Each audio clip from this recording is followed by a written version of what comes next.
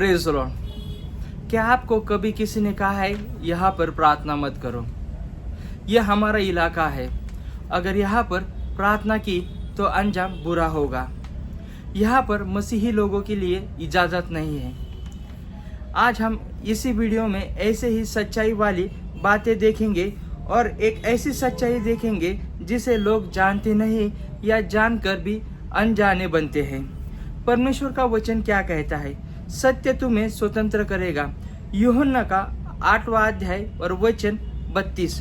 और भारत का संविधान भी यही कहता है कि हर व्यक्ति को अपने धर्म का पालन और प्रचार करने का स्वतंत्र है।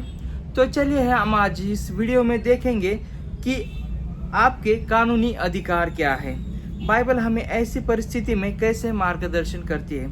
अगर आपको किसी ने सामने आके ऐसी धमकी दी तो वहाँ पर आपको बोल्ड और वाइस होके कैसे खड़े होना है। तो चलिए हम देखते हैं आपका संवैधानिक अधिकार क्या है। भारत का संविधान अनुच्छेद 25 यह आपको अधिकार देता है कि आप अपने धर्म का पालन कर सकते हैं, आप प्रसार कर सकते हैं और आप अपने धर्म का प्रचार भी कर सकते हैं और शांतिपूर्वक प्रार्थना भी कर सकते हैं। अगर कोई व्यक्ति या संगठन या संगठन या समूह आपको यह कहकर रोकता है कि ये आपका इलाका नहीं है, यह हमारा इलाका है, यहाँ पर मसीही नहीं चलेंगे, अगर कोई इस तरह से आपको ज़बरदस्ती रोकता है या धमकाता है तो वह व्यक्ति खुद कानून तोड़ रहा है। आईपीसी सेक्शन 295 ये धार्मिक भावनाओं को ठेस पहुंचाना। आईपीसी सेक्शन 503 और 506 धमकी देना, जिसमें 2 साल की या 7 साल की सज़ा हो सकती है। आईपीसी सेक्शन 341 गैरकानूनी रूप से रोक लगाना। अगर आप पब्लिक प्लेस जैसे पार्क, सड़क का किनारा पर आप शांति से प्रार्थना कर रहे हैं तो कोई भी संगठन या कोई भी व्यक्ति आपको रोक नहीं सकता। अगर आप अपने प्राइवेट प्रॉपर्टी में जैसे घर में या चर्च में आप प्रार्थना कर रहे हैं और वहाँ पर कोई घुसकर आपको रोकने की कोशिश कर रहा है तो वो ट्रेसपासिंग क्रिमिनल इंटिमिडेशन है, जो कानूनी अपराध है। इसके लिए आप बाजू के पुलिस स्टेशन में या नज़दीक के पुलिस थाने में जाके आप शिकायत दर्ज कर सकते हैं। मसीही दृष्टिकोण।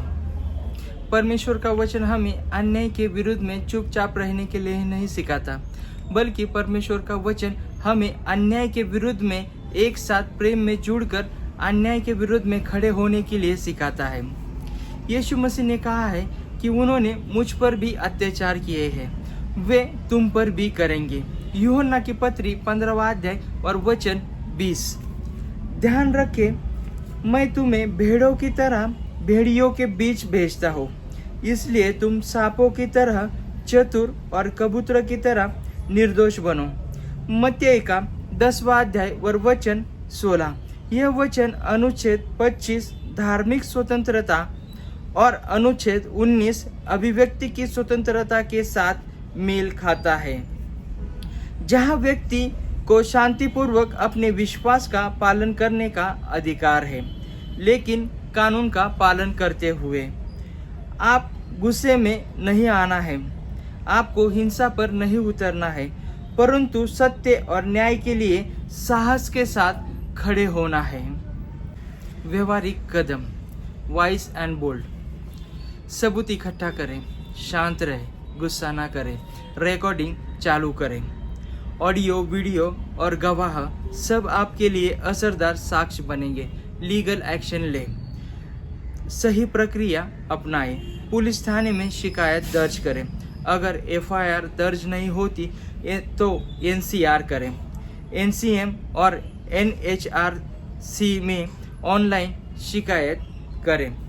जहां प्रार्थना सभा हो वहां विश्वासियों के साथ, अपने भाई बहनों के साथ जाए। संगठित रहें, अकेले ना जाए। स्थानिक प्रशासन को सूचना देना भी आपकी सुरक्षा को बढ़ा सकता है। सोशल मीडिया पर संयम बरतें, घटना को प्रसारित करें पर शांति और सत्य के स्वर में। कोई भी संगठन या व्यक्ति आपको टारगेट कर रहा है तो आप उनकी सच्चाई को उजागर करें। ध्यान रखें कि धमकी देने वाला आपको डराना चाहता है ताकि आप सत्य से पीछे हट सके। पर मसीही जीवन का सार यही है कि हम अंधकार में प्रकाश बने।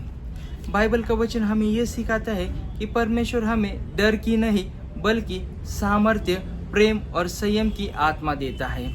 2 तिमोथी का 1 अध्याय और वचन 7। आपके पास परमेश्वर का वचन है, आपके पास भारत का संविधान है और आपके पास वो साहस है जो आपको पवित्र आत्मा से आता है या आपको पवित्र आत्मा देती है। आप ऐसे ही किसी हालत से या परिस्थिति से गुजरे हुए हैं तो आप अपनी उस गवाही को हमें कमेंट करके बताइए ताकि दूसरों के लिए वो प्रेरणा बन सके। ऐसे ही गहराई वाले वीडियो देखने के लिए आप हमारे इस चैनल को लाइक, शेयर और सब्सक्राइब कर सकते हैं। God bless you.